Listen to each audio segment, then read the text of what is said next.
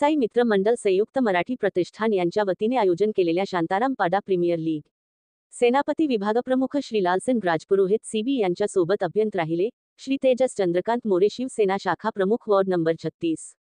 यावेळी श्रद्धेत सहभागी झालेल्या खेळाडूंना शुभेच्छा दिल्या बाशे अभ्यारण्य केले।